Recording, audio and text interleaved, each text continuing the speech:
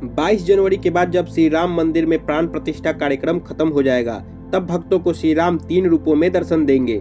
आज की इस वीडियो में हम बात करेंगे मंदिर के गर्भगृह में रखी मूर्ति कैसी है और श्री राम का श्रृंगार कैसा होगा। दोस्तों, राम मंदिर के गर्भगृह में रखी गई प्रतिमा की कई तस्वीरें सोशल मीडिया पर चल रही हैं।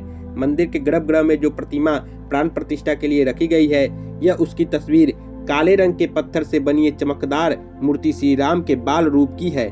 इसको अभी ढका गया है। प्राण प्रतिष्ठा के वैदिक नियमों के मुताबिक प्राण प्रतिष्ठा वाले दिन पूजन के बाद मूर्ति की आंखों से पट्टियां हटाई जाएंगी, तब श्री राम का दिव्य रूप भक्तों के दर्शन के लिए तैयार हो जाएगा। लेकिन उससे पहले ही इस मूर्ति की कई तस्वीर सोशल मीडिया के सामने आ गई। यह तस्वीर मूर्ति बनने की प्रक्रिया के दौरान की है। इसकी एक तस्वीर यह है जिसमें श्री राम हाथों में तीर और धनुष लेकर खड़े। इस तरह की एक और तस्वीर है जिसमें श्री राम मुस्कुराते हुए दिख रहे हैं और इसके अलावा भी कई तस्वीरें सामने आई हैं। राम मंदिर के गर्भ में जो मूर्ति स्थापित की जानी है वह फिलहाल गर्भगृह में ही है, लेकिन आपको जानकर हैरानी होगी कि जब आप श्री राम के दर्शन के लिए मंदिर के गर्भगृह में जाएंगे तो आपको वहां 3 मूर्तियां मिलेंगी और यह तीनों मूर्तियां अलग अलग प्रकार की हैं। मुख्य प्रतिमा शालिग्राम पत्थर से बनी है जो काले रंग की है। इसकी प्राण प्रतिष्ठा 22 जनवरी को होनी है। इसी प्रतिमा की कई तस्वीरें आपको हम भी दिखा रहे हैं। दूसरी प्रतिमा चांदी से बनी है। इस मूर्ति की प्राण प्रतिष्ठा भी 22 जनवरी को ही होगी। तीसरी प्रतिमा वह बाल रूप है जो अभी तक अस्थायी मंदिर में स्थापित किया गया था। इस बाल रूप को यहाँ लाया जाएगा।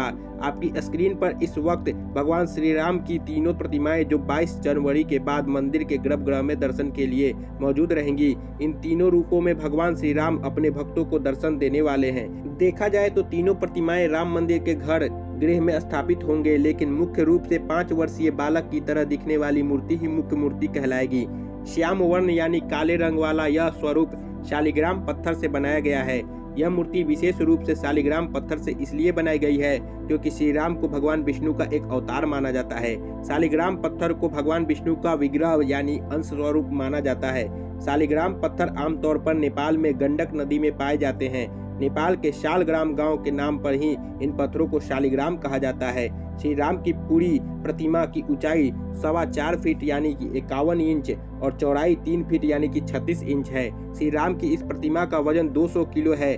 मंदिर के गर्भ में दूसरी मूर्ति चांदी से बनी प्रतिमा है जिसका वजन 10 किलो है। प्राण प्रतिष्ठा में स्थापित होने वाली मूर्ति को मंदिर परिसर में घुमाया जाना था, लेकिन शालिग्राम पत्थर से बनी मूर्ति का वजन ज्यादा होने की वजह से 10 किलो चांदी से बनी मूर्ति का भ्रमण करवाया गया।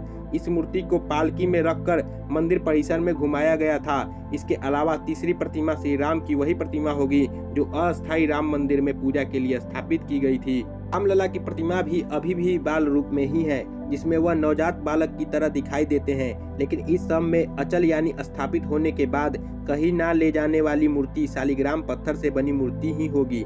इस मूर्ति की कारीगरी और खूबसूरती वर्षों तक मूर्तिकार अरुण योगीराज की याद दिलाएगी, जिन्होंने पत्थर को तराशकर श्री राम के बाल रूप के दर्शन को भक्तों को कराया।